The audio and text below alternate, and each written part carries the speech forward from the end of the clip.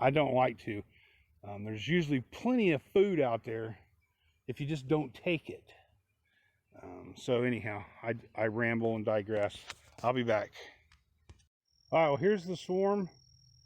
I mean, the hive that I caught, the swarm that hung on this bush the other day. This is the box. I'm gonna give them this comb. These guys, are you still here? Yeah, they're still here. They only had one frame of comb and a bunch of empty comb frames. No actual wax. So they might move from this bottom box up into here just because. Oh, there's a tick. And those ticks love these boxes. See him right there? Hi there, Mr. Tick. So far, I haven't got one on me this year. I got Lyme disease here where I live, so I gotta be careful with them. I check a lot, but you never know. So that's what I'm gonna do. I'm gonna kill that tick and I'll be back. Okay, there's a bunch of bees in there. They'll probably just love me to death now, and everybody will move right up into those frames because they don't really have the comb. They're having to make it. I didn't go in and check them out.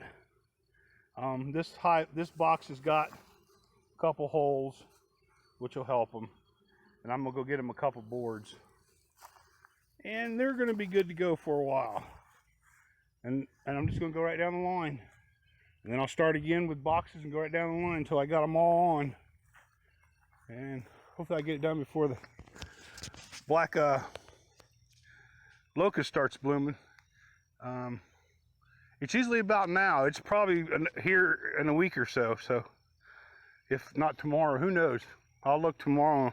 There's a couple of those trees down the road, but I'll be back. All right. Well, I started to, between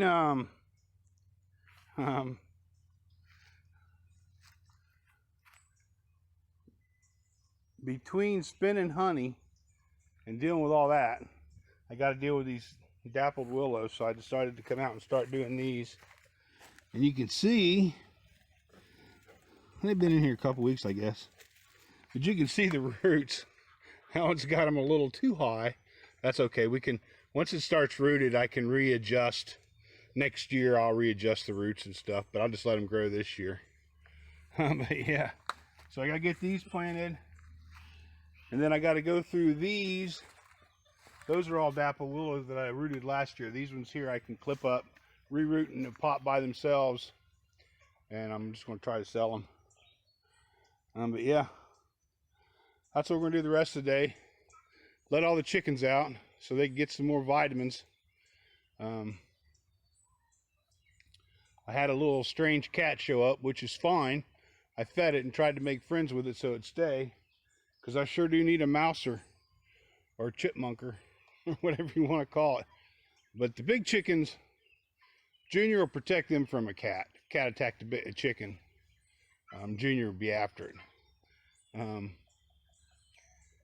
The little chickens, though, cat probably killed one of them little chicks. You know, the first batch. But anyhow, that's what I'm going to do. I'm going to try to get all these transplanted today. I'll keep them pretty much in the shade with some sunshine. You don't want them to have too much, or it could burn them up. I mean, they're just barely alive right at the moment. But anyhow, that's what I'm doing. I'll be back. All right, well, things are growing good. I just haven't been able to get in here and pick on any of it. I've been so running around with these swarms. That's all I've done for the last 2 weeks, is chase swarms.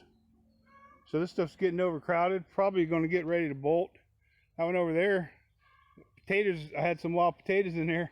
They're just growing like crazy and pushing up the net. These potatoes are growing.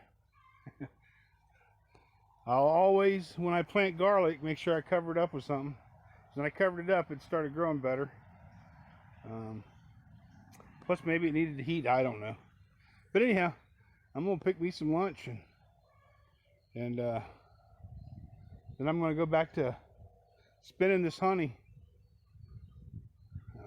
Putting frames on, or putting boxes on hives till I get all that done. I got that other thing of dappled willow. That's what the tree looks like when it starts blooming, and it's got some crazy looking leaves. I got 15 trees out of that. So that's pretty good. 15 trees. Those little trees, when you got them looking good, you can sell them for 50 bucks a piece. That's not bad. And then those things there, the real tall ones, like that one, I bought that one for 100 bucks, and it was 6 foot tall. You know, it had a good trunk on it, but those will have a good trunk on them in a year or two, and I bet you I got 30 of them in there.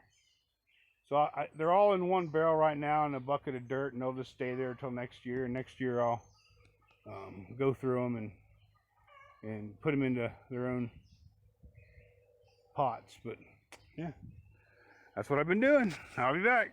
All right. Well, the black locust flow started. I'm not sure if you can see the white flowers from the branch that's in the middle of the screen at the bottom. You can see them white flowers in that tree. It's a black locust tree. We got that going right now. It's just now starting, and clover. See, you can see that patch of clover right there on there. So those are two pretty good flows. Those are two pretty good flows right now. I got all the comb on all the hives, and I still have some empty comb, no wax or foundation. So for the next week, I'm going to strategically place all my empty comb. Probably got 5 or 6 boxes of it. Might have more. I have to look. But I'm going to strategically place that in the brood nests and force them to make comb in it while these flows are going. I need to get every bit of comb,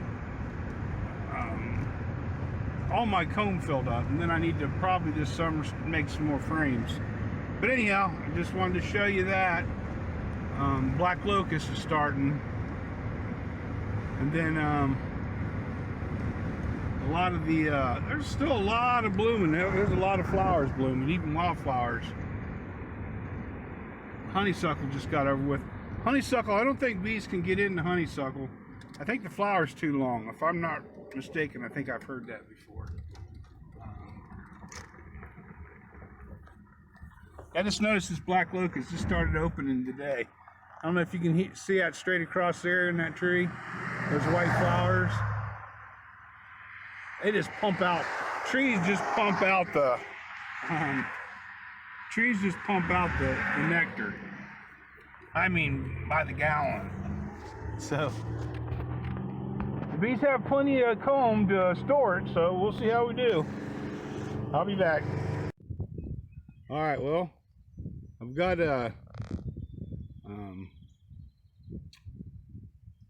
I've been pulling honey for the last 5 days. This has been the toughest extraction of honey. There's a lot of, well, we got took me about 5 days to get all this honey spun. Here's a jar of it in a quart jar. It's very dark. This is a whole year's worth of bees. I didn't have enough. I don't have a settling tank, and I didn't have enough space in buckets to let it settle. So I got about 3 gallons, 3.5 gallons, 14 of these mason jars filled with the first batch that I strained. I had to strain it through 600 micron, 400 micron, 200 micron. It was very sugary grains. I'm pretty sure it had a lot more goldenrod in it. It really took a long. It was really hard to get it to strain. I had to spend a lot of time on it, but it's very dark. It's very good. It's very sweet. We're gonna let them sit in these jars, and it's also has a lot of pollen in it. That's a good thing about raw honey, is it's really good for you. But I have 14 of these, and then I have a 7-gallon bucket and a 5-gallon bucket. I have probably 7-gallon and a 5-gallon halfway filled. So I probably still have 10 pounds